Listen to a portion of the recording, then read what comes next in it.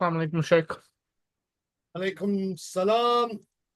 Alhamdulillahi Rabbil Alameen. If you good people can just wait a few minutes, I'm going to briefly turn my camera off. I have to go fetch something across this room, and I will be right back. If you're following the news, the Israeli attack on Iran has also just started. So there's quite a lot of stuff going on. So I'll just shut off this camera just real quickly. Not video. I don't want to stop the video. Why is this doing this to me? All right, never mind. I'll be right back.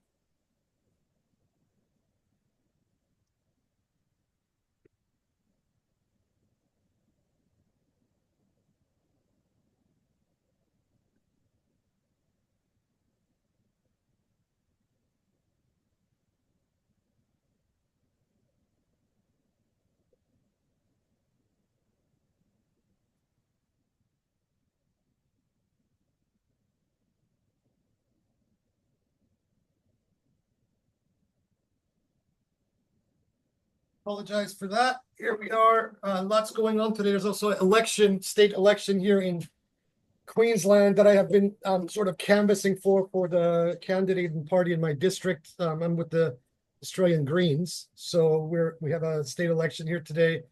So that's been going on. I gather that you have all seen the announcement for the upcoming course next year for Mullah Sadra and also Sabzavari. And if I can get my notes, about 20, 30,000 pages of notes of my readings in the Sheikhi corpus together before then I'm also going to incorporate my translations of key sections of al-Ahsai's commentary on Mullah Sadra's Wisdom of the Throne as well. But that's all dependent if I can get through that many notes that are just scattered everywhere and went on for it was like a 2-year project that I went through all of Ibn Arabi and all of the Sheikhi corpus simultaneously, read all of these together and just jotted down note after note electronically on my laptop at the time. Anyway, we're working our way through Ibn Arabi's Fusus al-Hikam. This is the 21st chapter that we're going to be covering today and finishing, which I find an extremely interesting chapter because it kind of adumbrates some of the key points that we've already read in some of the previous chapters, but Ibn Arabi qualifies a few things that he's already said, but in a very interesting kind of way. It revolves around the Nafas al-Rahmaniyah, the breath of the All-Merciful, and the way that he kind of delineates that here in this chapter is extremely deep. So this is very different from the last chapter that we read that was, in my opinion, a very filler type of chapter and very boring, but this one is quite a dynamic and quite a deep chapter itself. So without further ado, the wisdom of dominion, Hikmat al-Malakiyah in the word of Zakariya, the kalima is Zakariya. He says, know that the mercy of God encompasses everything existentially and in principle, and the wrath of God exists only by virtue of God's mercy on it. His mercy has precedence over his wrath, which is to say that mercy is attributed to him before wrath. Since every latent essence has an existence that it seeks from God, his mercy must embrace every essence. For the mercy by which he is merciful accepts the desire of the essence for existence and so creates it. We therefore say that his mercy encompasses everything existentially and in principle. The divine names are the things. It's very interesting. He uses the concept of shay here in relation to the asma. The divine names are things and stem from one essence. Ain al-Wahid. The first object of God's all-encompassing mercy is the thingness, shay'iyah, of that essence, which creates the mercy through the mercy, which is a very, very interesting point. So that the mercy is a self-generating thing. It exists as both a substrate and the product of that substrate at the same time, which in many ways is Ibn Arabi saying that mercy is both the wujud and the mahia or the ain of itself simultaneously. Therefore, the first object of the mercy's encompassing is itself. then the thingness referred to, and then the thingness of every created being in infinity, whether of this world or the next, accidental or substantial, complex or simple, without any consideration of purpose or suitability, since the divine mercy embraces existentially the suitable and unsuitable alike.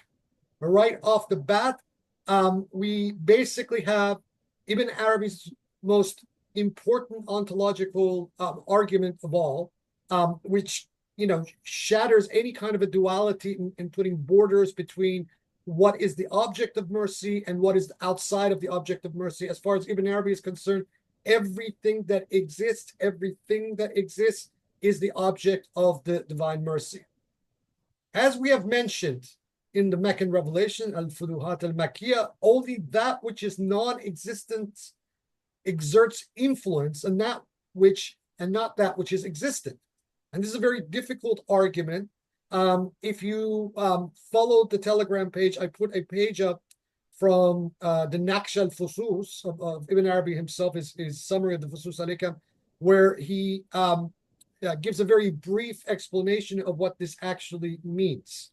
So the non-existent is what influences the existence. And the reason should be evident from this point of view is because the non-existence is what is desiring to become existence. And so that desire in itself for existentiation is exerting an influence on that which exists already. Whereas that which is existing already does not desire for its actual existentiation because it's already there. But it is the non-existent that is seeking to exist. And by virtue of that desire is exerting influence on the existent world, on the world of the sea. If the latter seems to exert an influence, it is only by the authority of that which is non-existent, right? So we have now a looping logic about what this means, which is basically what I just said before, that which is already existing in the world, okay, is exerting influence by virtue of that which doesn't exist. Now, if we can hold this argument, this is very important, because this is why I'm making this digression in the middle of the text. If you want something, right, and this thing might exist on one level, but it may not exist with you, right? So that relation in relation to you is a non-existent thing. But it is your desire, which is non-existent in its actualization, but its potential at that level, that then can possibly draw that thing that it's whose relation to you is non-existent to you and make it an existent relation. Yet it is in that state of non-existent relation where the influence actually occurs. This is another way for Ibn Arabi to say that the batin, the hidden, is the principle, with the manifest being its production, right? So that which is seen, that which is existent, right, has its source in that which is unseen already. This is what Ibn Arabi is trying to tell us. This knowledge is strange, and the question here considered is rarely discussed. Only men of imagination may understand it through the spiritual sensitivity they possess, while those devoid of imagination are far from such an understanding. The mercy of God flows in all created things and courses through the selves and essences. The rank of mercy is the epitome of those who perceive directly, sublime to those of discursive minds. Everything designated by the mercy is fortunate. There is, however, nothing that is not so designated.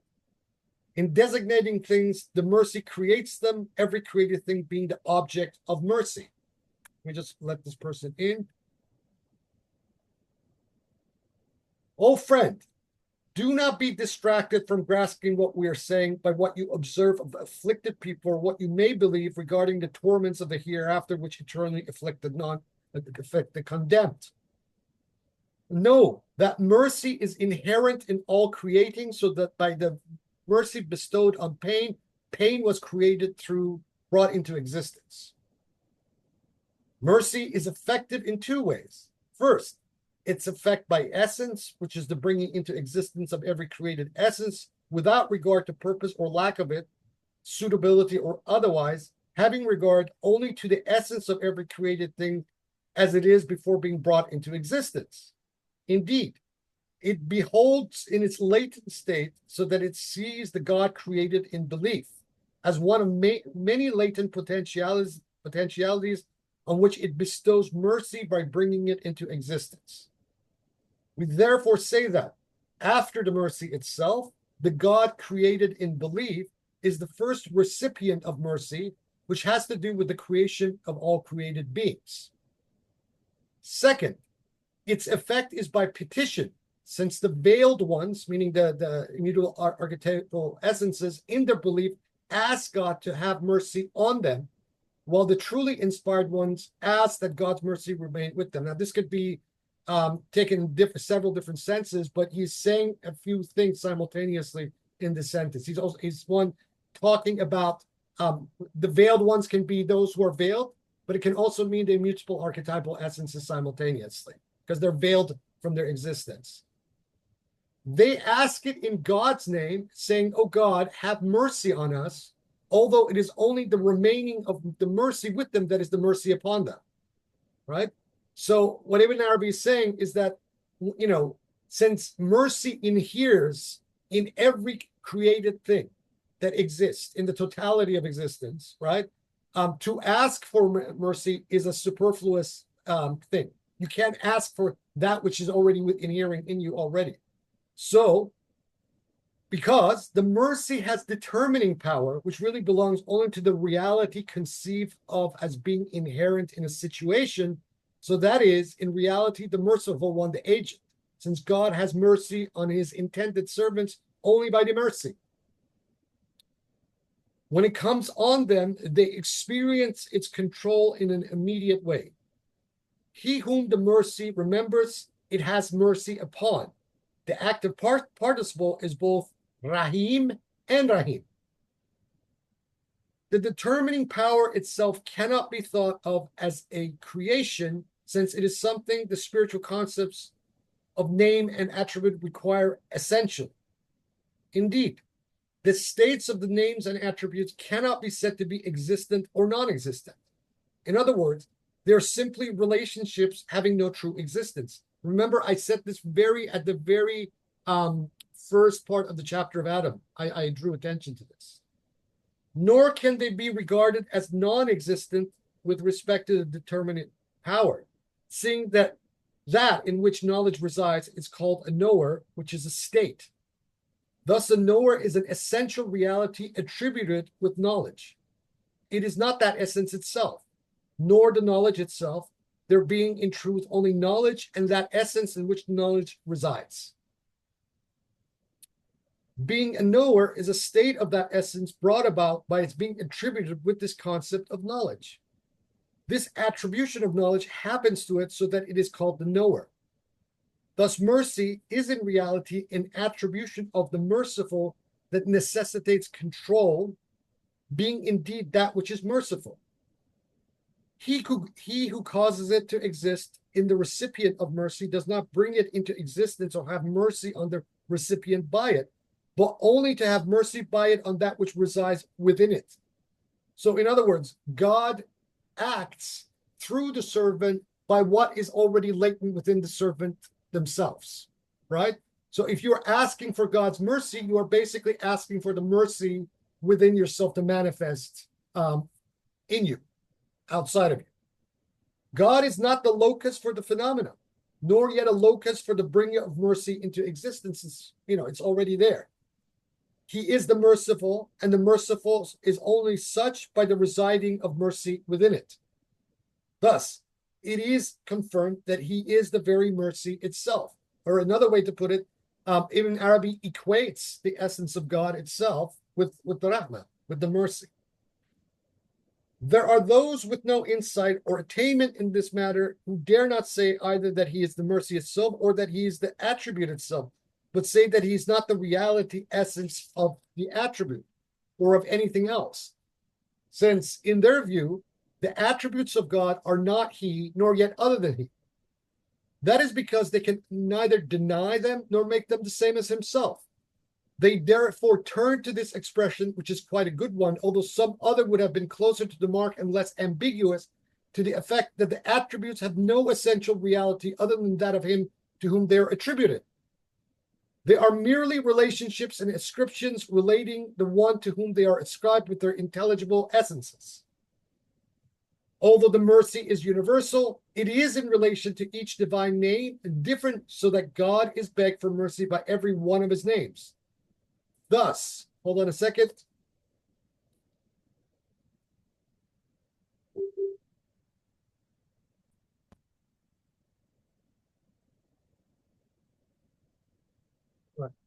Right, sorry about that. These speakers go automatically off. Let's keep going.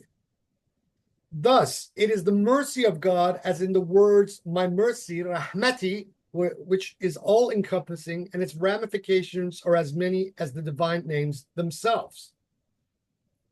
It is not universal, but particular in relation to a particular divine name, as one might say, O Lord, have mercy on me. Such is the case also with other divine names, so that even in the case of the name the Avenger, al-Qahhar, one seeking revenge might say, or al-Muntaqim, one seeking revenge might say, O avenging one, have mercy on me. So this is a very interesting proposition. Ibn Arabi is saying that even the names of wrath, which are majestic, have the inherent mercy within them. That is because the names are referring to the essence that is named. Al-Ism Musamma, while referring in their particular realities to the various ideas they bear. Thus, may all be applied to for mercy in that they are all referred to the essence named by each name and none other, but not in the sense by which it is different and distinct from other names. If you have read the Nahj al-Balagha of Ali alayhi salam, you will remember that the very first khutbah of that book, the first thing that Ali alayhi salam says is that to know God is to completely denude all the attributes from God, right?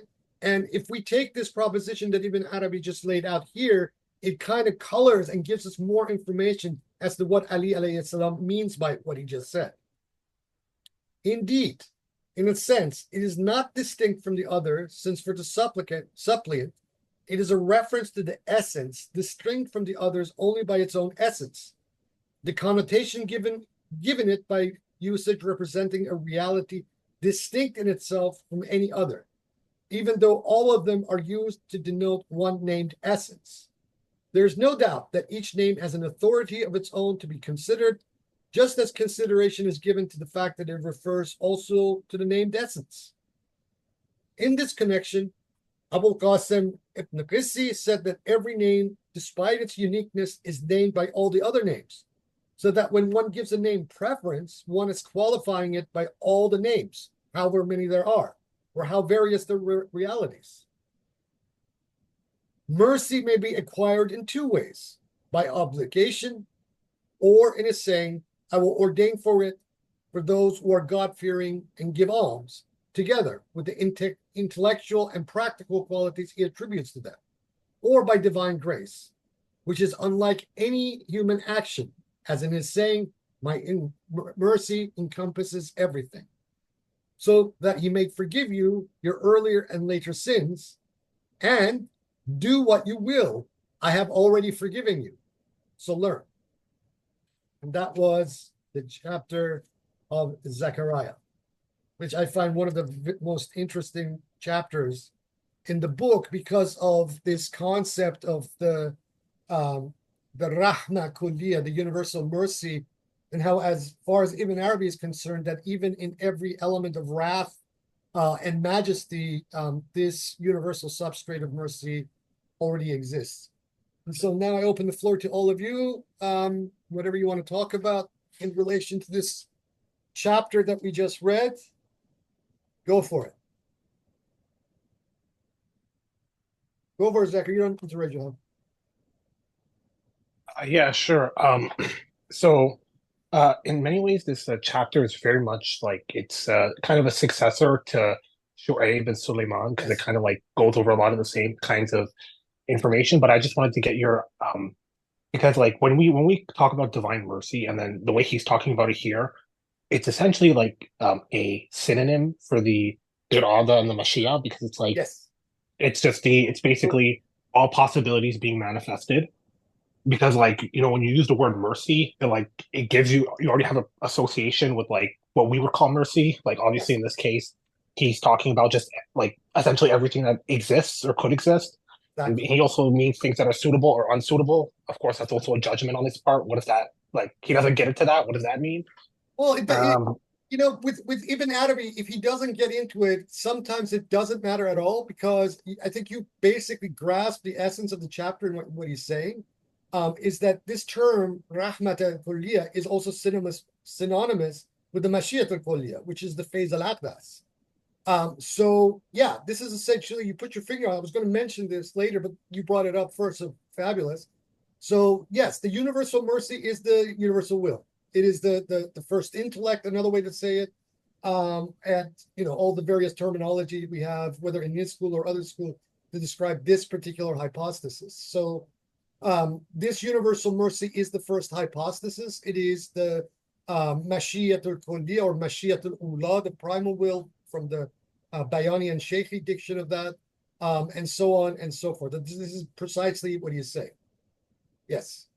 Out of which everything flows, all contrary or oppositions, and that, and especially when he broaches the issue of the names and even the names of wrath, like Muntaqim and Qahar, that the mercy also abides in them. So whether you can even beseech the divine mercy through them, and in some sense, on a relative plane, when, for example, someone is cursing somebody using these divine names, in essence, in the background, they are seeking the divine mercy, from whatever has occurred to them that, propels them to curse so and so.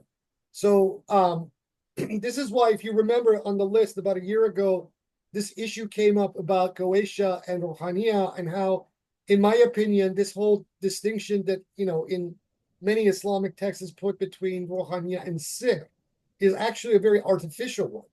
Because from the perspective of Ibn Arabi, sihr and rohaniya, white sorcery and black magic, can on one level be gleaned as kind of a continuation of each other. So these boundaries are arbitrary, ultimately, right?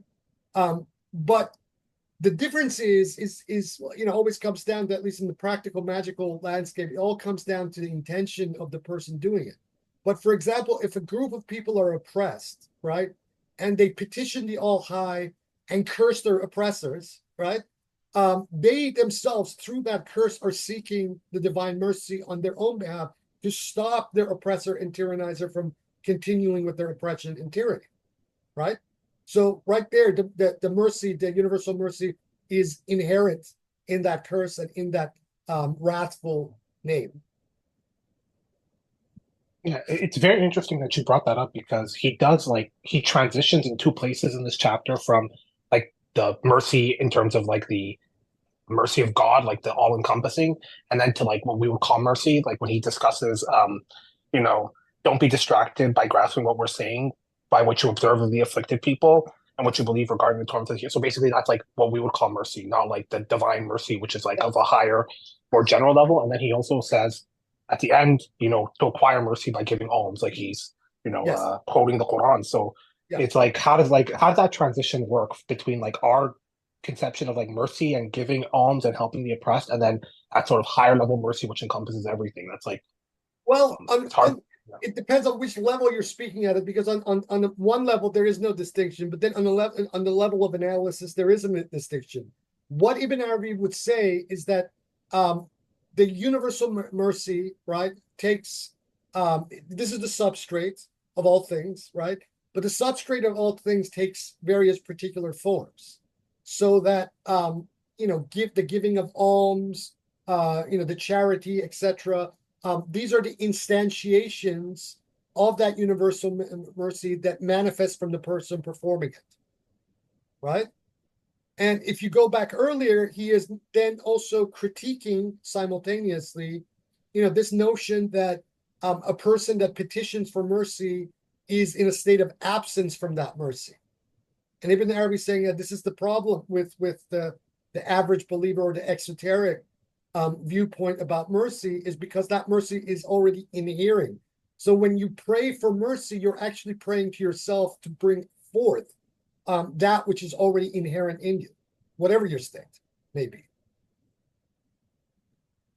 Yeah, I think it's well, like it's we've had this discussion before, but it's like, because you're praying to the God of your own belief, like in that case, in some for those the creedal believers, and as we know in the previous chapter, that's basically your divine name is what you're doing. So it's like it's hard to understand that. It's like, because your external circumstances play a role too, and then we have this conception of that what we would call positive or negative external circumstances are, yeah.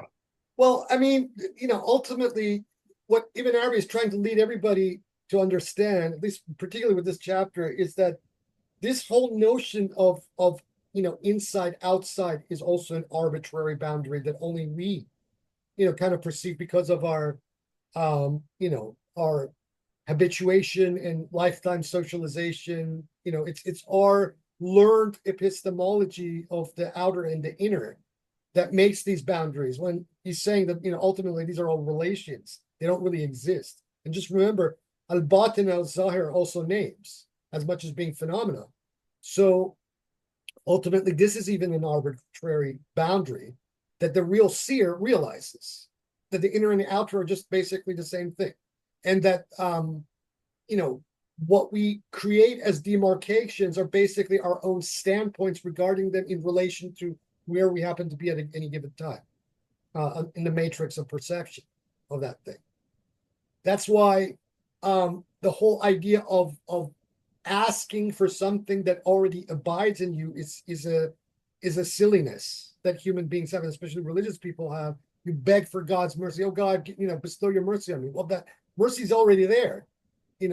So if you're praying, at least understand that what you are reaching out for is something that you are reaching out for from within your own existence to manifest in whatever dynamic form that you're beseeching that mercy to manifest through you into the outside of you. Yeah, I think that's like the problem of gnosis essentially. Like they're looking for gnosis because that's like the recognition of what you're saying to you. be true, and then understanding that like with all parts of yourself, not just like intellectually, theoretically, which we can do here, and then living your life. Like you have to incorporate it into everything, so it's hard to do. Um, Yeah. I there was a couple of years ago, I had one client, and this client just was in a state of anxiety, and their psychiatrist had prescribed for them, just this cocktail of pills, and rather than alleviating the anxiety, it was, making the anxiety worse. And psychiatrists obviously don't work with people to work through their problems to come to the source of the issue. But at one point, when I was doing this whole platonic dialogue with her to try to get to the source of the matter, um, it really hit me hard that the anxiety of this person and just the anxiety of many people in general about events that may or may not happen or something they may or lack or may not lack is almost identical kind of situation phenomenologically to what Ibn Arabi is talking about the anxiety of these essences, of these immutable archetypal essences in their state of non-being, from non-being to being. It is that issue. And when you understand, or at least you come to a good place, that this non-being being kind of dichotomy itself is a fiction on a certain level, that this anxiety, in a sense, for non-being itself drops from the person, right? So another way to put this in much more simpler terms, the more anxious you become over something, right? The more that anxiety becomes its own dynamic. And this dynamic of anxiety, whether known or unbeknownst to the subject, right, actually pushes away that thing from existentiating because of that dynamic of anxiety itself. Whereas if somebody comes to a place of neutrality in the content of that thing, that they stop caring whether this thing abides in a state of non-being or being, that this sort of becomes the gateway to resolve the dialectic and perhaps potentially to either bring it into existence, or if it's not meant to come into existence, so at least alleviate that anxiety that propel this continual situation of angst in the individual. Because the issue is in mental health is how to stop this, the angst, right? To this obsessive compulsive mental process of something that is tormenting a particular subject, right? So if you can find that way first by understanding the dynamic in the mind of the patient as to what is driving this anxiety, and then understand that maybe that this is the sort of dialectic that is going on with them, you can very slowly and surely, by finding the means, the little clinchers in the stories that they give you, to bring them at least to some place of neutrality, to either allow this thing to occur or to dissipate completely, so it stops tormenting them. The drugs and the pills and all that kind of stuff are not going to do that. They're going to make it worse, because whatever this issue is occurring in a state of wanting to either be or not be, right? So we want to find a way to give that push to that, to that patient or client or whatever, to make that decision existentially within themselves, whether they want to allow this thing to come into being or cease from coming into being altogether. Because either one of these poles is a form of existentiation, whether to make it to come into existence or go out of existence. But what you see here in this example I gave you is how the unseen or the non-existent is affecting the existence. You have a situation with somebody who wants something to happen or not happen, right? Obsessing them and influencing them in the existence state that they're in on the psychological and the psychotherapeutic level, right? So you see this even in the human psyche, that this dynamic is going on. Now the hidden, Mhm. right? Whether you call it the shadows, phantoms, whatever of the mind, whatever terminology you want to use, are exerting influence at this very moment, even though they don't exist in the concrete, but they're influencing the concrete existence. Yeah, and I mean, that does like go along with the fact that, the individual human mind is just a small portion of the, or a microcosm of the greater cosmos. So it's like the same dynamics there are going on in your mind as well. So yeah, Exactly. it's very interesting. I never would have drawn it to like the idea of anxiety, because it's just like anxiety is just worrying about things that are like future contingents that like, will they ever happen? Will they not? Like But they're it's non-existent. kind of like that. Yeah, yeah, It's not, yeah. it exists as a potential. It is, in a kind of a Barzakh in between existence and non-existence, but it's, exerting all this influence on the person, you know? So, Yeah. I mean, this is what I mean by taking examples out of the metaphysics of Ibn Arabi, and learning real techniques about helping people with their, psychological states. And luckily, I managed to help this woman somewhat, but, she needs to do a lot more self-inquiry on her own, even beyond myself. But I gave her enough tools that she can work through her problem and stop the anxiety altogether, and then eventually wean herself slowly off the psychiatric cocktail of drugs that was fed to her. I think definitely we all need to do self-inquiry, especially me. That's Yeah. like it's always helpful to, I mean, if engage in that. Yeah. you think about it, beyond the kind of the moralizing, sanctimonious, and fluffy stuff that is usually associated with the concept of self-reflection, um, with proper self-reflection techniques, you begin to actually then penetrate into the world of metaphysics itself. You begin to understand the ontological, substrate of things. From your own experience of things, you draw the relevant parallels, analogies, etc. So that in essence, self-reflection is actually an act of philosophy, believe it or not. It's you're being a philosopher to yourself. Know thyself. Yes, Nathi Yep. say, Hmm. engraved at the top of Plato's Academy. Yeah. Very interesting. I mean, this was a very short chapter. I don't know what else to like. Any other questions? It is just like it's just important to like because this is definitely something you want to like link back to some previous chapters because it all comes together here. I think. Yeah, it really does. Yeah. The Zakariya chapter really brings this concept of mercy together. That's why I'm saying the one before it was just a filler.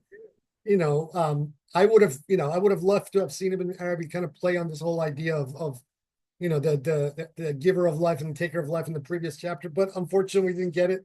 But in this next chapter that we just read, Zakariya, he just boom brings this whole thing together.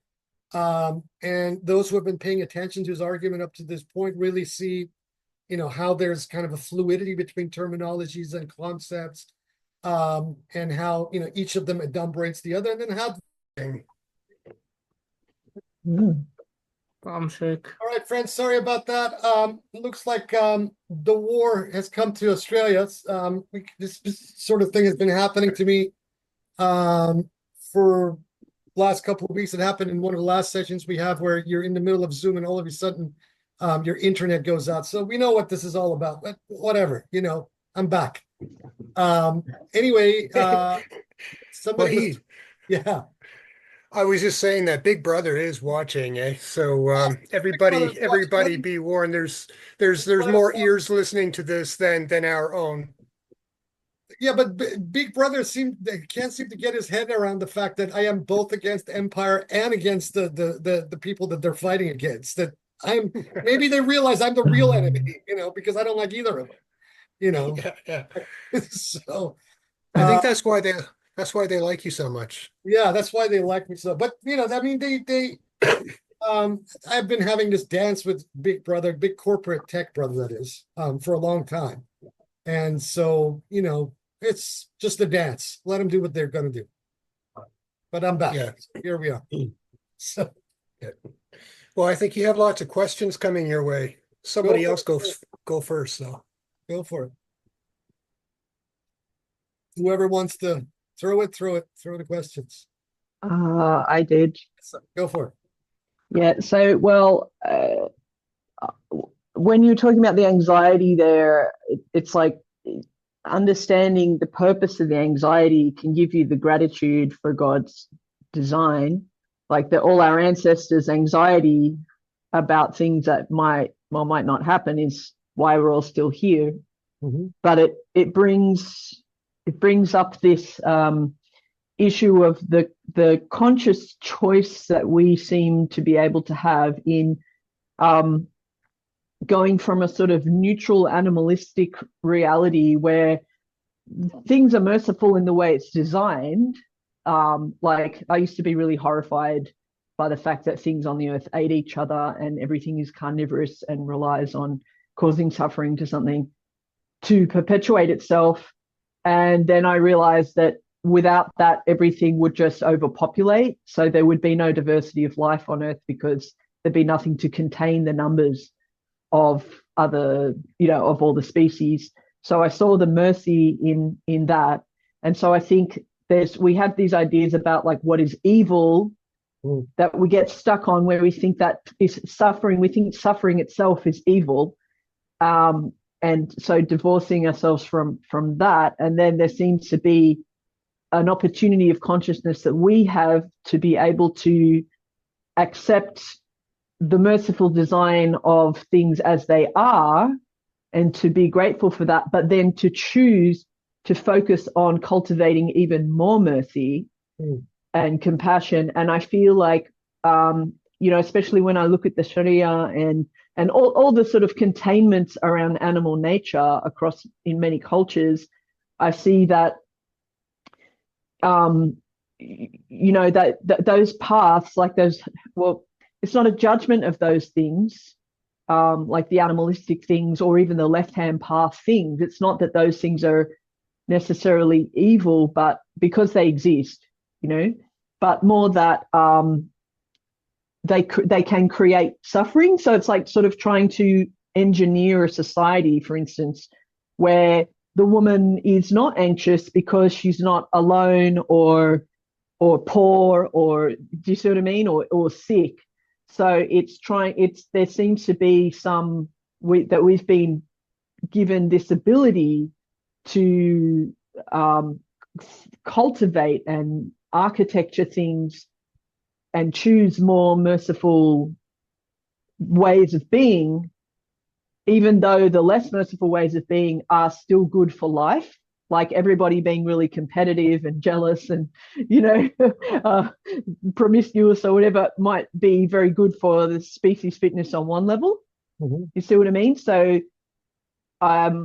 it's like there's a dichotomy there where you see those things as evil and sinful versus you might just see them as beautiful and purposeful, but not necessarily the path to less suffering. So it seems like I feel like our concept of God in Islam is about focusing our minds onto what is the most merciful, or what, or not. I mean, surely, but there's also a lot of acceptance in that. So, with Ibn Arabi, I'm not talking about standard Islamic theology and Aqidah, but with Mhm. Ibn Arabi, the issue is far more complicated and multifaceted. Number one, he is saying that ultimately these distinctions between right and left, good and bad, are all arbitrary, right? Which I have qualified by saying as follows, that on the plane of phenomena in the world of multiplicity, certain dynamics exist that frame certain events, things from a certain standpoint as being either good or bad. But from the total perspective of things, when you are like standing on the top of the mountain looking down at the valley, it's just what it is. There's neither good nor bad attached to it. What Ibn Arabi is talking, when he's talking about anxiety, he is talking about anxiety from a more ontological and existential level. Like the Buddhist horrified anxiety, they talk about it like being sort of, being alarmed by what you see in the world. Yeah, I mean, basically what and it the comes suffering. down to Ibn Arabi is as follows. Ibn Arabi says that every essence seeks to be existent, right? And its state of non-existence creates an anxiety for it that it will remain either in that state of non-existence or be propelled into complete non-existence, adamiyah, right? So this creates this tension in every given essence for its existence. You can then maybe translate that in phenomenal terms as being survival instincts, right? So Ibn Arabi didn't have a problem with that. He would say that the survival instinct in every animal, including a human animal, is one that is propelled by this anxiety of non-existence, right? Which is part of the mercy, because without the anxiety, we might not protect our existence. And that is exactly the thing. So what he is saying is that the anxiety itself, even that dynamic of anxiety within itself, already contains that universal mercy, because the nafas al-Rahmaniyah, the breath of the merciful, is pouring out every form of existence into being, right? So one of the ways, and he says this in the Futuhat al-Makkiyah, that every human anxiety or every feeling of anxiety is actually the trace of the breath of the merciful itself, wanting to bring something into being, right? Which is beautiful, because this basically resolves a lot of these false dichotomies that we even have in contemporary like fear is a negative about, something being healthy or unhealthy. Ibn Arabi saying it's all healthy. This is part of the universal existence.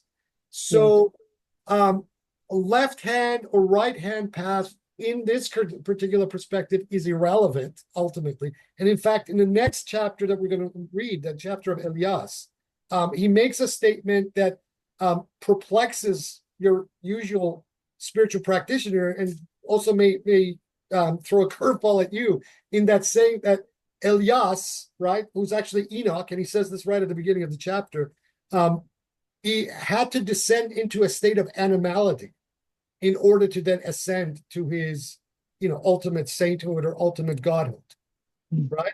That this state of haywaniyah, of state of animality is actually quite an important state and station for a Gnostic to experience.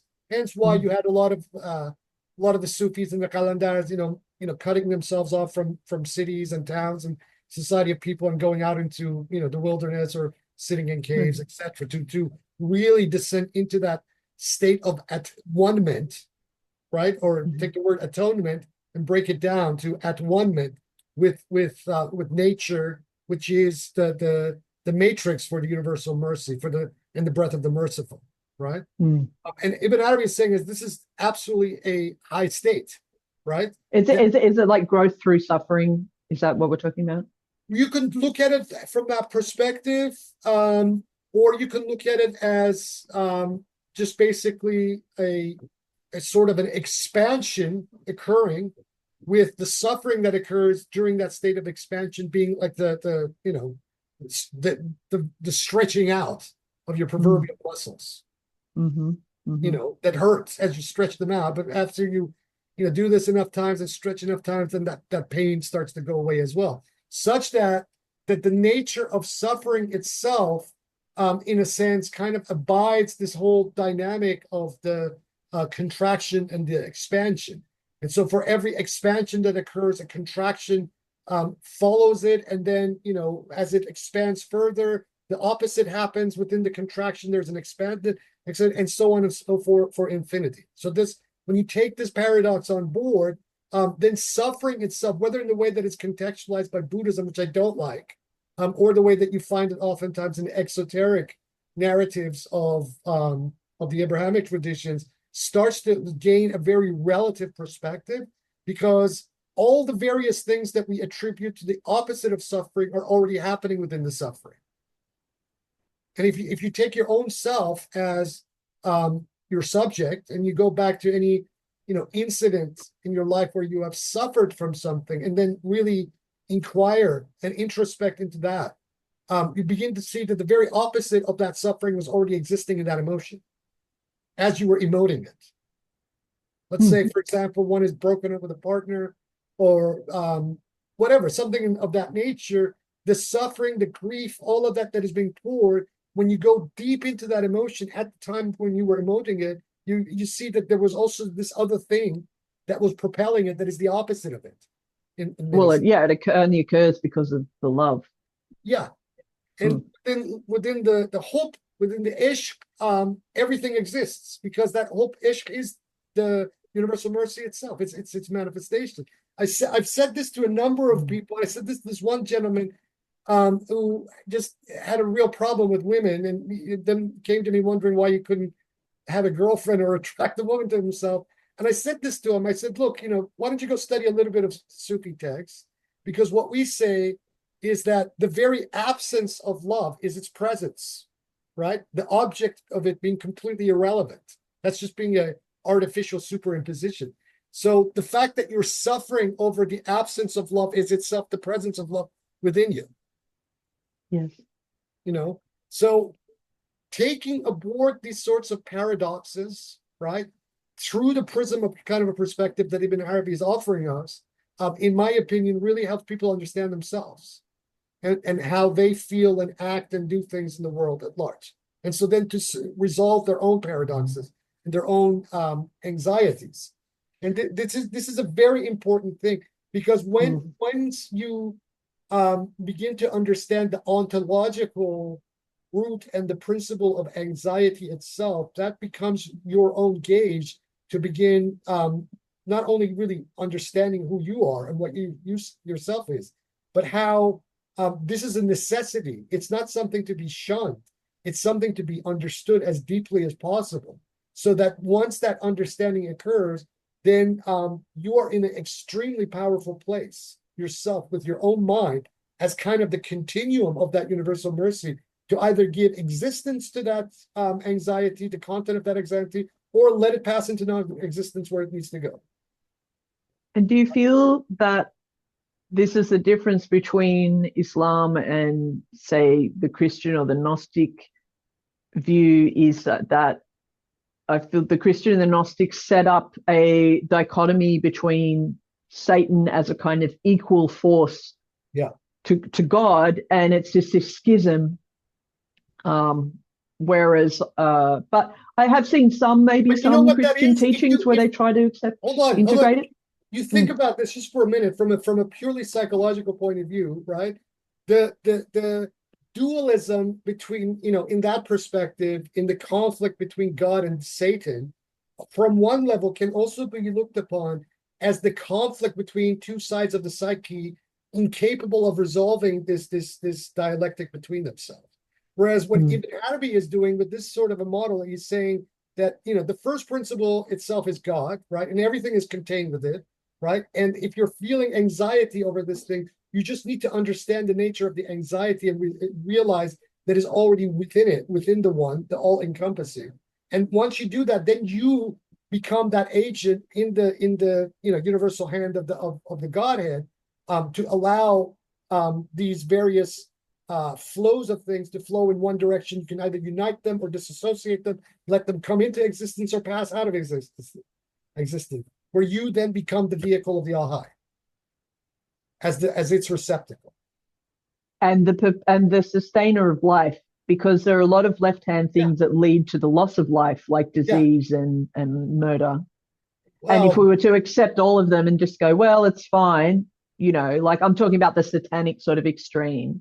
Well, I mean, look, I've said this before. I look at a lot of the Western left-hand path as a joke, because I think these people are ultimately fools that really don't understand metaphysics properly. And they've created yet an inverse Christianity, whereas the left-hand path, the Vama Marga, in its true original principle that comes out of India, is about the path of the woman. It's a path of the goddess, and she is the embodiment of life itself, right? And for Ibn Arabi, that perspective that comes out of India actually resonates a lot more with what he's trying to tell us than this nonsense that these LARPing, cosplaying Western occult Satanists think they're doing. That's why I say Satanism's an Abrahamic religion. Yeah, it is. I've said this before. The fourth Abrahamic religion is, in fact, this Satanism. It absolutely is. No question. Yeah. Very much so. It's inverse Christianity, Whereas, I mean, here with Ibn Arabi, he's just telling it, well, look, I mean, if you're going to take this whole God-Satan, conflict literally, then realize it's actually your own mind tearing itself apart here. Whereas I'm offering you a way to, resolve this problem once and for all. I just move on. Thank you. Sure thing.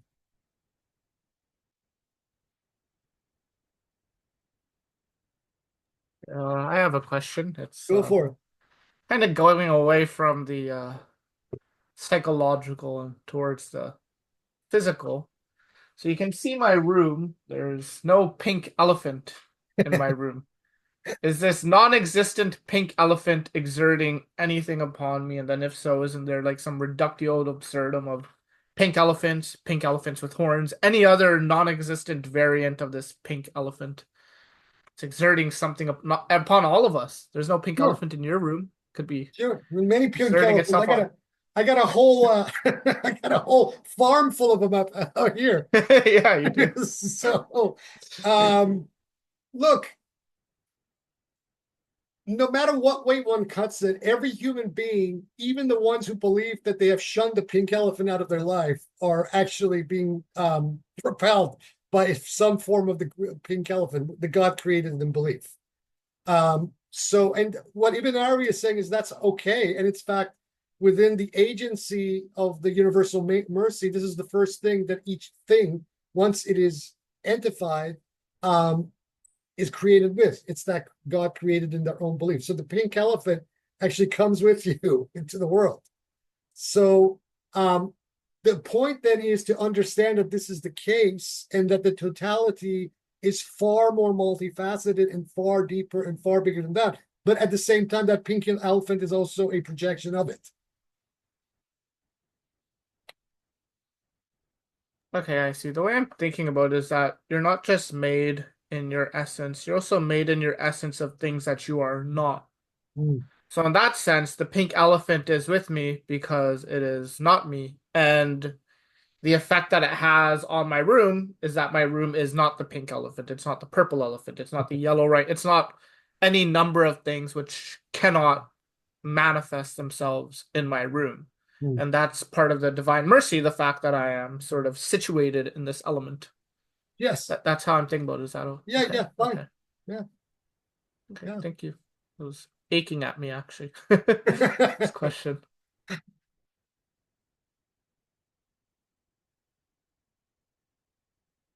Anybody else? I really like this chapter. It's among one of my favorite chapters of the Fusus al-Hikam because it really boom. But once again, there's nothing about Zakariya here. Zakariya is way in the background of what this chapter is talking about. But the subject is pretty. It's a home run. That's what I was thinking about today, that it's not, the religion isn't, I mean, yeah, sure, all the concepts are important, but there's the minds that come to it, what they bring to it, and how they use it as stimulus to evolve their own gnosis is in a way more important, because you can see what different minds do with different texts, and the most advanced minds will transcend many of the original limitations. This is 100% correct. Ibn Arabi says a lot of this stuff, whether in this book or in some of his other works. But what Henry Corbin does with it and kind of summarizes this in several of his books, but also particularly in the very concluding part of his book, Avicenna and the Visionary Recital, Corbin basically says that the true Gnostic is one that, or with a small g, not a big G, but the true Gnostic seer, etc., is one who is capable of having their foot in multiple universes simultaneously, sacred universes, simultaneously, and transcends them simultaneously as well. Not so much as an intellectual exercise, but more so in what Ibn Arabi is trying to tell us in this particular chapter, because the reality, capital R, transcends all of them and is all of them simultaneously, right? So you have attained the shores of true gnosis to the degree that you have the capability of inhabiting multiple universes simultaneously, and you can judge between them. If once you get on that level, you can very much judge and referee between these perspectives as well, in order to understand the greater picture. But provided that you already have that understanding that the real picture of things in its totality is far beyond any of these narratives about it. Yeah.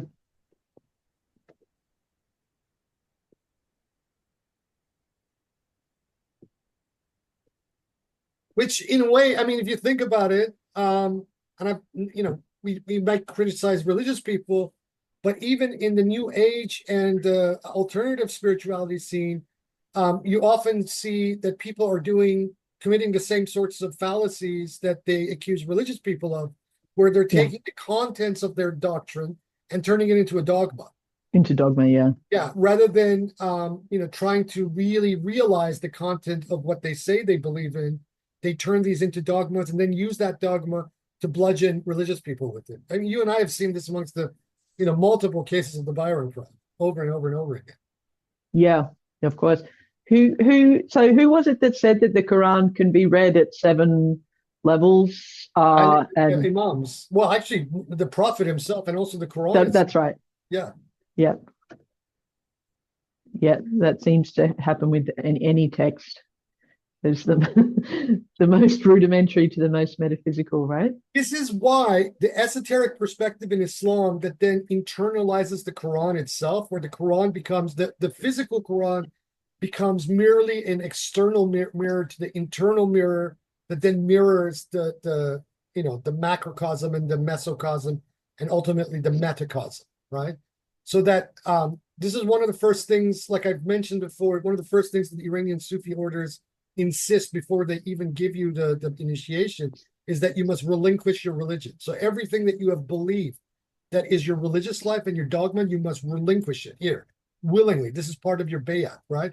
So they take that away from you. That's the first thing, to leave you in that place where then you begin that process of internalizing all of this, right? So such that then the Quran is then something that then begins to occur within you. The narratives, the stories, the subtext and context of the book become those narratives within you that you start to understand the book with a capital B, which is the Lawh al-Mahfuz of the universe, the cosmos, the Kawn, as Ibn Arabi calls it, the great being. That is the Quran, right? Rather than the book between the physical book between its two covers. But this is a very difficult and subtle sort of approach to spirituality and religion that very few people can get. It is very confronting, for the exoteric-minded religious persons. This is a form of, just goof, what you're saying to us, because they're reifying the book itself. The physical material book is reified by them. It's a the sacred is a literal object to them, which is another way of saying idolatry. So what Sufism and the esoteric approach to Islam is doing is even breaking that boundary down. Everything that you believe about the material sacred, we first deconstruct it, we tear it apart, and get you to internalize it. Once you've successfully internalized it, then you are a true Gnostic. And then you don't even require, at that point, when you fully internalize that, then you don't even require a physical teacher. Because at that point, you are your own teacher. Your heart is mirroring the entire cosmos. And this is exactly what Ibn Arabi is trying to say in that very famous poem of his in his Tarjuman al-Ashwaq, where he says, my heart is capable of taking on any form. A meadow for gazelles, for the idol sacred ground, a cloister for monks, the pilgrim's Kaaba, etc., etc. My religion is love, and wherever its caravan turns along the way, that is my belief, that is my faith. This is what Ibn Arabi is trying to say in those verses of poetry of his interpreter of desire. This is exactly what he's telling us. But that requires, to realize that. I mean, we look at this poetry and we ooh and ah and are taken by the aesthetic quality of the poetry, but the internal meaning of what that poem is telling us is a process that for most people, about 99% of people in the world, is very confronting, very difficult, and something that they are not capable of realizing, because it requires you to let go of absolutely everything you believe first, as a sort of a process, alchemical process of solving a coagulate, dissolve and coagulate. You let go of everything that you have believed up to this point, and then with a true teacher, one who has absolute rock solid integrity, then they help you to reintegrate the dissolved elements into a new format. And that becomes the path. And once you have fully and functionally and deeply integrated all of that has been dissolved, then you are a master yourself and do not require anybody else. You become an Ibn Arabi of your age. And at that point, you can discuss the religious world, the sacred universe, in any language that you want, or in multiples of them simultaneously. Because your heart is literally encompassing the real.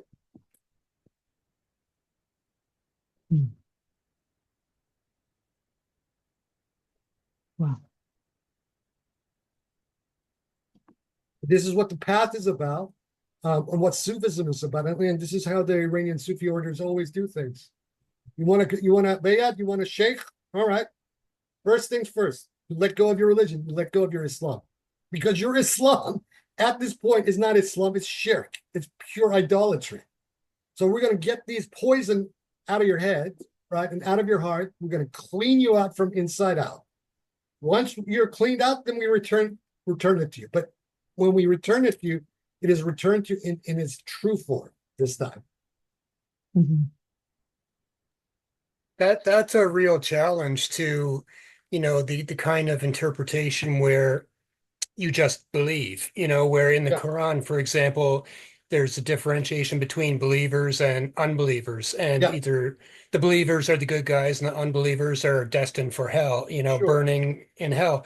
So that's a real challenge, because most people who, when they encounter religion, when they're shown religion, none of this is ever mentioned. It's just a matter of, here, look, read this, listen to what I say, and believe Yeah. it. And do you believe?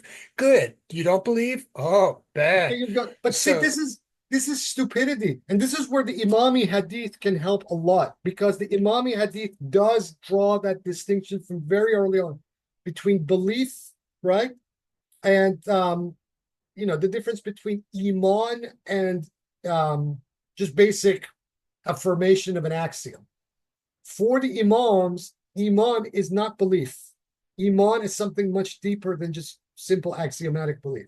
It is gnosis itself. And they make this distinction repeatedly through the Hadith corpus between the believers and the generality. So the believers are the Gnostic initiates as far as they're concerned, and the generality are the Muslims, just the submitters. Those who have submitted, here's the book, accepted, XYZ. Do you accept XYZ proposition? Yes. Okay, you're a Muslim. Imams say, okay, they're submitters. Whereas the believers are different. So there's a difference between the Muslimun and the Mu'minun as far as the world of Shiite terrorism is concerned. The believers initiated into that knowledge. They have realized the content of knowledge. They have realized the speaking Quran, which is the Imam. And by doing so, they have then internalized that Imam within themselves, such that then they have brought to fruition their own internal Imam. There's a very famous hadith in the book of Aql Bajat, the book of the higher intelligence, and the Nexus of Consciousness of Khomeini, where one of the Imams, I think it's the fifth Imam or the seventh Imam, says to his disciple, the prophets and the awliya, the saints, are there. Their purpose is basically to help those few realize that inner hujjat, that inner proof within themselves. And this is in the Shiite Imami collection of hadith that this is being said. Centuries before the Ismailis at Alamut, made that proclamation of the same thing. So these ideas, very hermetic, are already contained within the Shiite esoteric corpus of teaching, such that the book, the prophets, the revelation, all of it has a singular purpose for the elect. And that is to bring that inner Imam, that inner prophet, that inner light, name, attribute, perfect nature, whatever myriad of terminology this can be indicated by, to bring that to life within that person. So that ultimately the prophets and the Imams, although maybe for the generality of the unawakened people of the world, have a task to try to strive them to become more ethical and, et cetera, are ultimately speaking beyond even the generality. They're speaking to that elect who have that predisposition to become them on the inner level. And that is ultimately the purpose of religion. And this is not an axiom. It's not a dogma. It's not a set of propositions that you can just sit there, A, B, C, I accept, yes, no, yes, no. It's not like that. It's something that you have to experience yourself. Wherein the revelation then becomes that symbol, that outer symbol that then draws its elect to itself into the inner world and returns it back to the source. Is that like ears to hear, or Allah guides who He wills? Can you speak up a little bit? Sorry, is it like for those with ears to hear, or Allah guides who He wills? You're talking about Yes. those who are capable. Yes. But isn't it true though that those who don't, like the state of being in, say, a non-believer, or rather like someone who is not in any kind of reverence or relationship with the universe or God, it is a hell. It is a state of hell, and it leads to suffering circumstances such that I feel like the garden versus the fire is like the future of the earth. If you're greedy, you'll turn it into a hellscape. I had this conversation with this gentleman 2 days ago at the polling station here that I was kind of doing the pre-polling for the Greens for. And this gentleman has voted their whole life conservatively. They are so, jaded by their experience of the Tories that in this election, state election, they voted Greens for the first time in their life. This was like a 70-year-old guy. And we got into this discussion, and he said to me, he said, as much as once upon a time I looked upon the West as the best, now I realize that everything that the West is doing is so counterintuitive that, in fact, maybe you guys from the Muslim world are actually right. Because in our capitalism, we have desacralized the world. And as a result of desacralizing the world, everybody's gone crazy or blind or selfish, and everything is just falling apart around us because of the desacralization of the world that we have affected.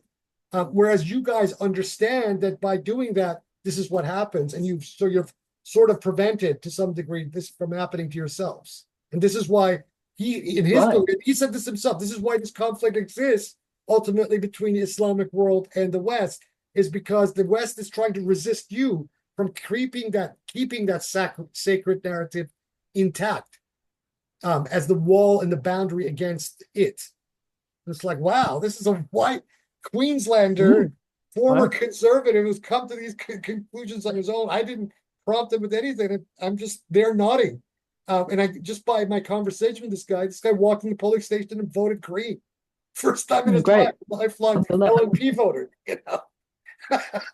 But see, the dogma comes in when it's just about you thinking, I'm trying to avoid going to hell. But the lowest IQ person, because you've got to cater to that level, it is merciful to motivate them in that way, because how else are you going to motivate them to not do things that harm others? Look, if somehow people could be convinced to understand that hell, whose anxiety they're projecting into their post-mortem state, is actually occurring right at this very moment, in your very life, at this second, you are in a sort of a hell of your own making right now. And that there is a possibility that you can, draw yourself out of it right now. Yeah, it's a state of the soul, whether you're alive or dead. Exactly. How would people from that point onward look at the world? And then from looking at the world from that perspective, how would then they behave from that point onwards as well? Yeah, even the dogma is a mercy. I had an epiphany when I was in my 20s, because I had been thinking about these subjects. I was walking down the street to a class, university class at the time. And all of a sudden it just hit me. You know what? I am living in paradise and hell simultaneously. This world around me is both Jannah and Jahannam simultaneously. The environment I'm looking at, the trees, all of that, this is all Jannah. My own internal state, in that my interaction with other human beings and the society around me, is the hell. Holy God. Yeah. I'm inhabiting both right at the same time. Yeah, the middle kingdom. And it was at that moment, it's like, so this is what this is all about. Right, and you'll go more towards one or the other depending on what you do and how you perceive. Yeah. And look how much more empowered you are from this state.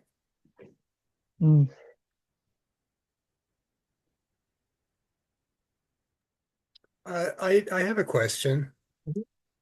Just this last sentence in the Dagley, I think, translation, where he says, there are also his words, do as thou wilt. I have forgiven thee. Know this. And of course, you know what I'm going to say, right? I mean, that sounds very reminiscent of something that one Mr. Crowley might say, has said. And I would just wonder, like, how would you, not that I care what it's just an interesting, it's almost word for word, that sentence. And so how would you differentiate Crowley's? It's a hadith Qudsi. It's one of the extra Quranic sayings of God about the nature of divine mercy. So it was part of the early hadith literature. This is long before Crowley was even a gleam in his daddy's eye. So what it means, and the way that Ibn Arabi is using it here, and the way that his commentators unpack it, is that from the point of view of the universal mercy, there's only universal mercy, right? So sin is an accident.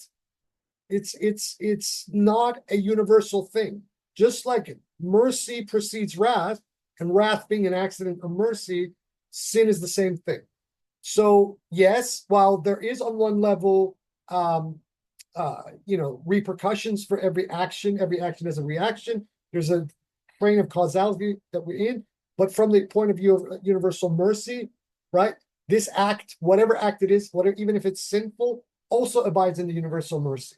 So that even the most egregious act on one level, from the level of the totality of things, right, is a forgiven act, because it occurs, and you can break this down very easily. It occurs in time, right? Time comes into being and passes away, right? So it's not an already always. So you can look at that forgiveness, if you take the forgiving, take the moralizing language out of it, and you look at it from more an ontological perspective, then whatever act of sin that we look at is just a momentary instant that comes into being and passes away, and is replaced by its opposite. So once you then bring this down to the individual level, a sin or infraction, even if it's egregious, at one point in time, and it is bad, from another point in time, it passes away. And it passing away means that not so much that it is forgotten, but that it is forgiven because it no longer abides. Its effects don't continue to affect for eternity, right? And this also goes to what Ibn Arabi is trying to tell us about the nature of the denizens of hell. And I think it's either Abrahamov or Dagli who puts his finger on this, because ultimately Ibn Arabi and this school of Sufism does not believe in a permanent hell. And in some respects, you can even go one better. We don't even believe that hell exists as an independent realm. It's a state. It's a hall. This is one of the reasons why he brought up these relations of the names, and you can by inference also draw the same implication about the nature of hell or heaven simultaneously. These are states. These are relations. They're not domains that are permanent. They have no ontological solidity or permanence whatsoever, whether you talk it from the point of view of paradise or hell. So do what thou wilt, thou art already forgiven. Why? Because the mercy is the already always. Everything else is not. Yeah, I didn't think there was any difference. I just wanted to point out the similarity between a line in Ibn Arabi book and a line in an Aleister Crowley book, because and we've been demonizing Crowley a bit lately, and I know that it's more his character, his domain, and his king of Western esotericism or Western magic is kind of the reason for his demonization. We want to take him down a few notches, but ultimately they're saying the same thing.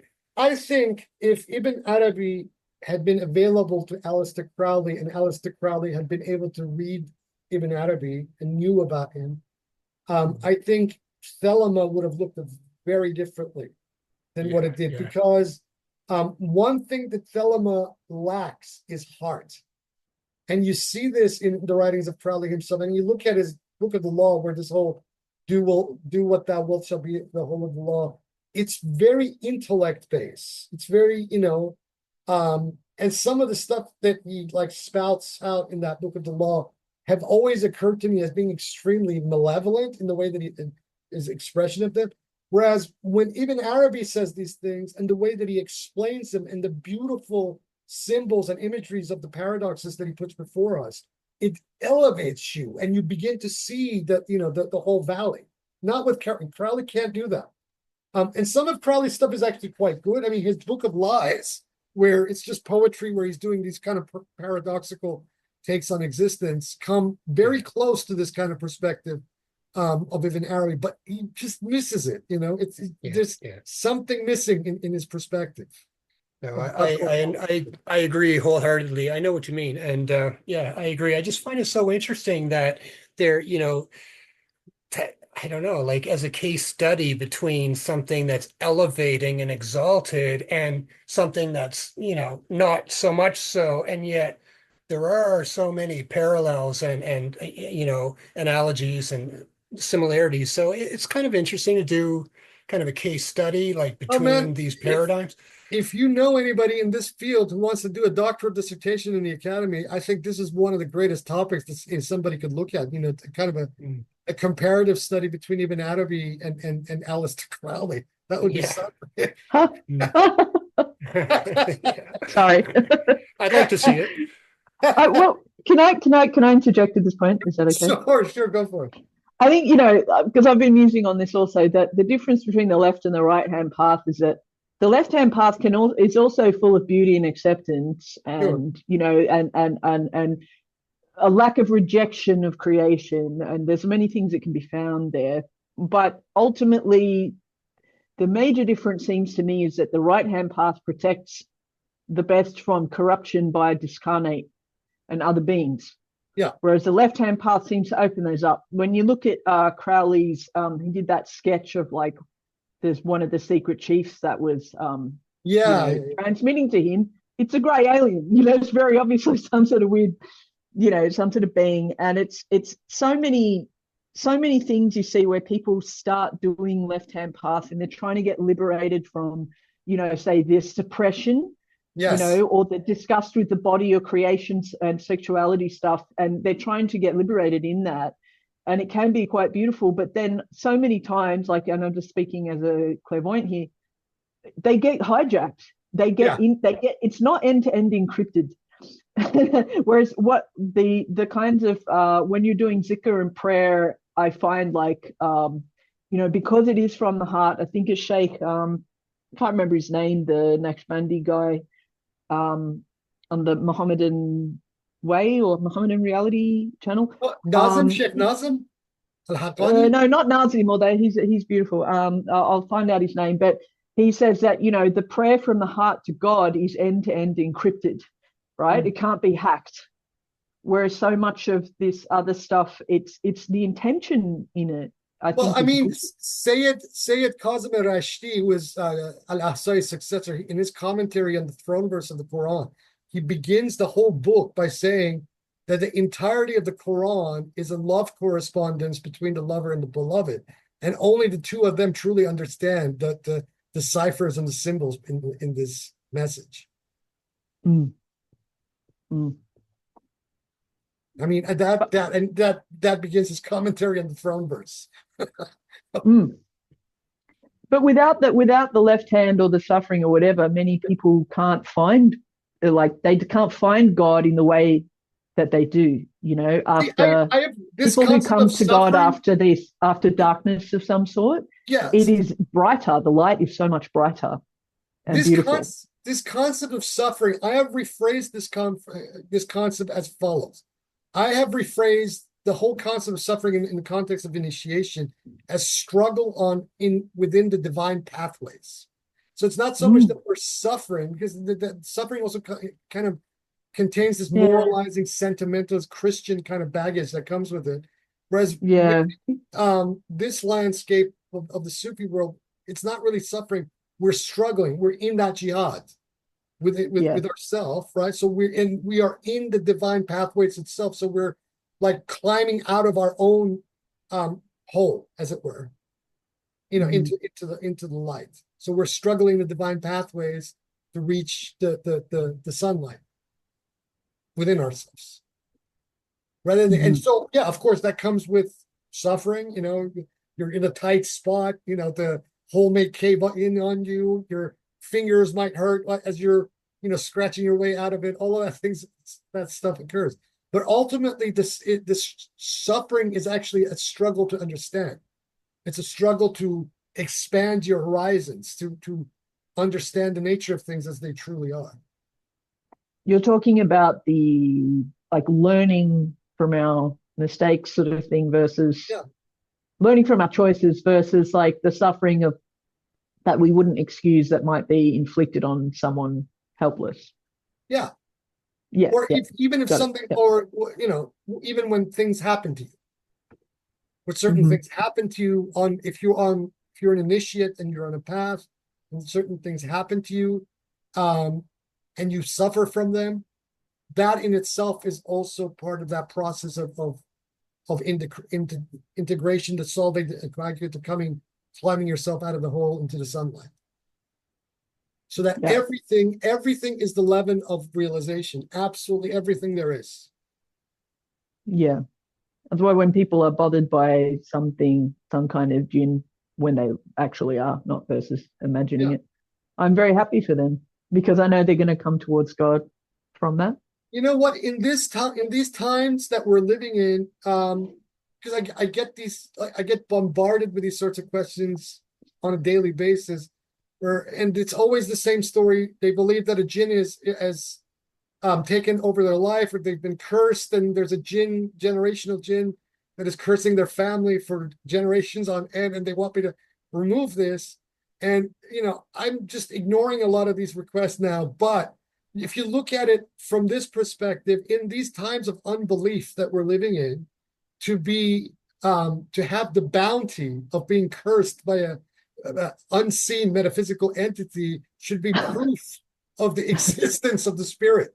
So take that as God's bounty, that you have a personal proof in your life, even though it manifests you as a form of curse. This is mercy itself, proving itself to you in your own individual life. But why don't you take it that way?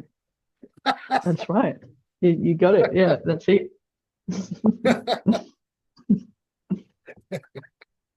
Which goes back to the original theme there of the mercy through all the design. Yeah. Yeah. And believe it, it's always the same one I'm getting from people. My life is cursed. The jinn are attacking me. My family is. Oh. Yeah. See, Rejoice. I would like to one or two questions.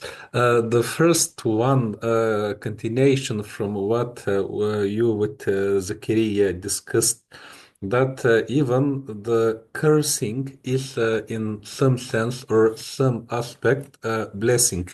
Yes. And no, it is the topic about the blessings and cursings, because for the Shia consciousness, both of them, they are fundamental.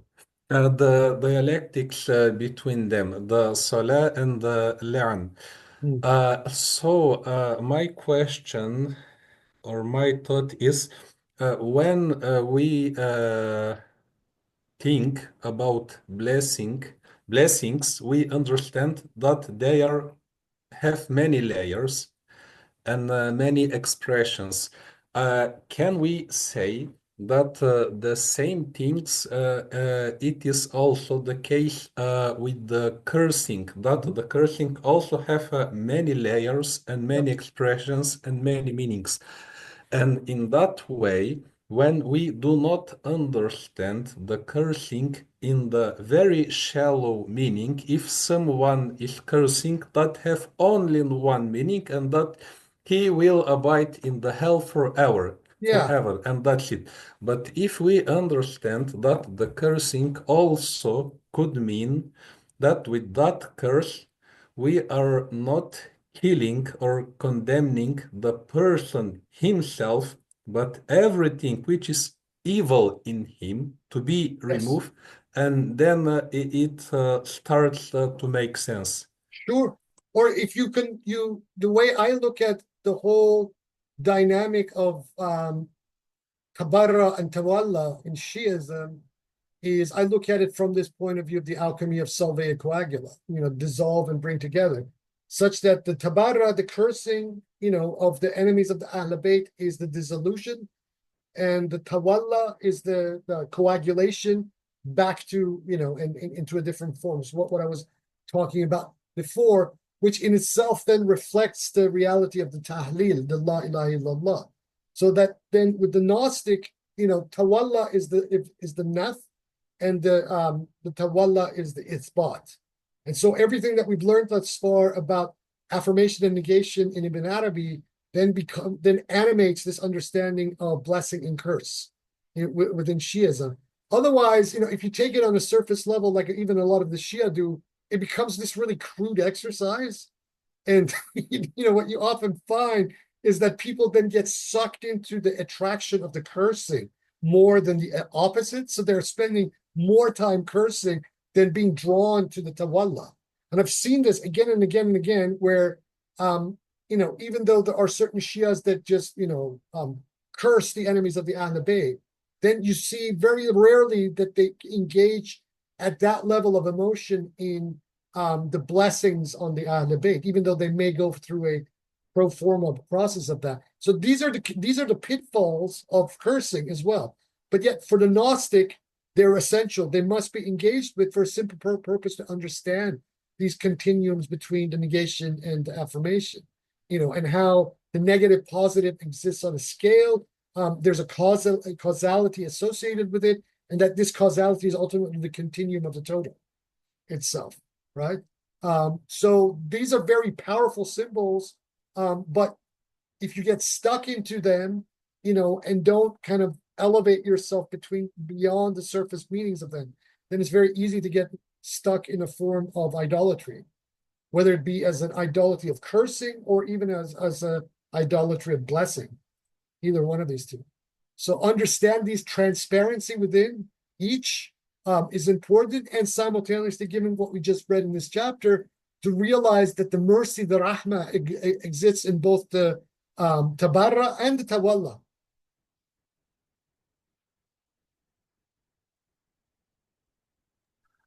And the next one, when again Sheikh Muhyiddin is saying that even the pains or the suffering, alam, they are something which is given existence, and by giving existence to it, mercy has actualized upon them. Yep. So I don't know how well I understand it, but if we think from a philosophical perspective about pains and about evil in more general sense as some kind of non-existences. Mhm. That because the usual way that in Islamic philosophy the evil is explained, that it is some kind of non-existence, or maybe even in the Platonic philosophy. Let's say that when you are ill, that the illness, it is not, let's say, a jawhar that have in all existence, but there is some kind of lack in you, which is non-existence, which causes the illness. No, so having that in mind, here it is seems, at least to me, that Sheikh Muhyiddin it is not accepting this view, but he says that it doesn't matter it is evil or good or the suffering of pleasure. They are in itself independent jawhars, the independent, forgot the English word. That Johar, what he's saying is that they're accidents, they're arad of that universal substance, right? And that's why he's saying that it doesn't matter, because ultimately the actual Johar, or the substrate, is in fact the universal mercy itself. So if the illness is an accident of the mercy, then the illness in itself has another accident that can remedy it, which is also a substrate of the mercy, which is the cure. This is what he's saying. And since by the principle that the non-existent exerts influence on the existent, so when somebody gets sick, the cure is actually exerting, which hasn't come into being yet, the cure from the illness is actually exerting influence on the illness itself.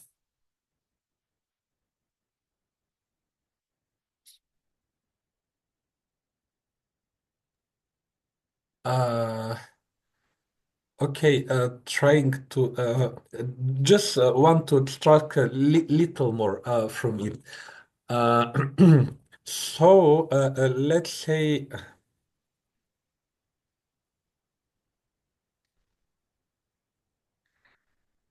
here the mercy, again, if we use philosophical terms, the mercy, it is the most substantial thing, and everything below it again, if we try to use philosophical terms, they are accidents which fall upon this substance of mercy.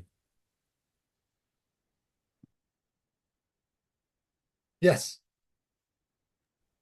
Okay, Because that thank the you. mercy, as we said, which is the universal will, is the one that is flowing with all the contraries, opposites, everything.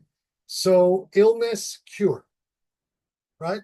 So illness, once it comes into existence and becomes the existent, then has its cure influencing it in a state of non-existence, right? Such that then the illness, then very shortly, as a result of the influence of the cure, will then affect itself into existence, and then the illness obviously out of existence completely, gone into non-existence, into Adamiyah.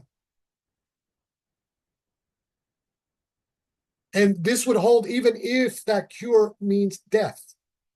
So perhaps that in a particular situation, the cure for a given illness, like for example, cancer of someone, the only cure is death, which is released from that illness. Because at the moment that you died from that disease, you're liberated from the disease and the body.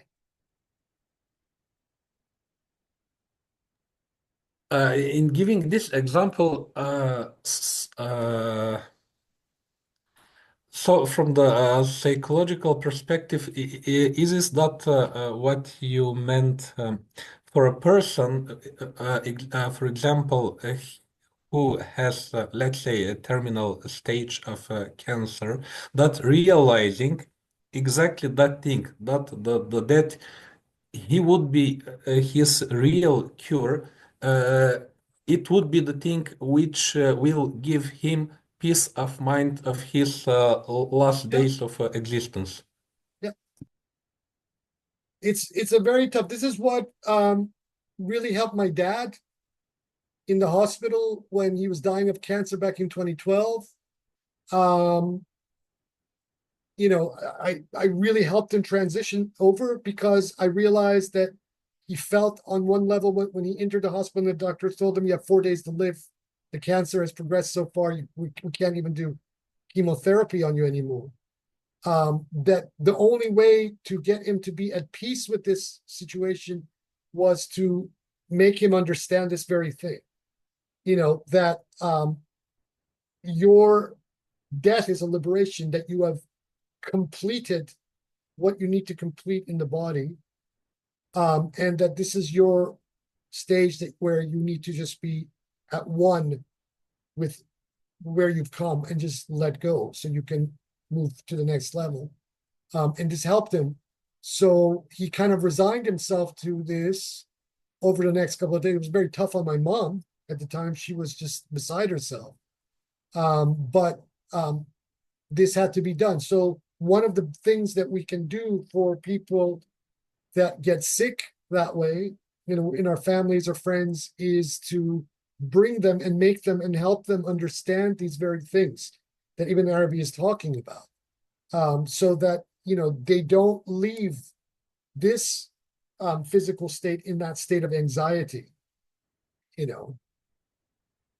and misgiving and all that kind of stuff. And that I think that in itself, then you become that embodied vehicle of the universal mercy for that person about to make that great transition out of the body. You become literally a vehicle of God to that person, helping you. You are the light in the physical form at the end of that tunnel for that person as they're about to drop the body. Yes, that's very deep and important. Unfortunately, very a few people would understand That's that. It doesn't matter. I mean, it's even if one or two or a handful of people understand it and do it, it's what matters. It's not, I mean, I get it that we cannot rely on the quantity of things. It's more about the quality of things, and quality is always comes in fewness. The more precious the quality, the fewer it is. And this is a principle that operates in this realm. So don't worry about what the masses are doing. Worry about what yourself is doing. You know. Thank you very much, You're Saidi. very welcome. Anybody else? We've been going for about an hour, almost an hour and 45 minutes. Unless somebody else has another question or comment or something they want to say. Let's start to look at the next chapter. This is, like I said, the chapter of Elias. And as you're going to find out, basically this is a continuation of the chapter of Enoch. So Enoch and Elias for Ibn Arabi are the same person. This is one of the great enigmas of this book as to why we have the same figure having two chapters devoted to them in the Fusus al-Hikam. And a few of the things that he says in this chapter are quite interesting, that we will look at. And one of them I talked about with Vanessa before, but where he is talking about descending into the state of animality, the Haywania. So we will come back together next week. The zikr associated with this next chapter is the zikr of Ya Anisu, O intimate, because this is also tied to the chapter, the wisdom of intimacy. This in itself is it's a little longer than the one we just read, but it is an interesting chapter because of what Ibn Arabi gives us about certain elements of the path, and certain of the paradoxes that relate to the path itself. So until next week, everybody have a good week, and hopefully next week we won't have this, this cutting off that keeps happening on Zoom. But what I'm going to do is that I have recordings of both of these right now. So after we get off, for the audio version, I will join them together as a single, and then when I upload it onto YouTube, it will be a single file. So anyway, until next week, everybody have a good week, and Ya Anis, Ya Malik.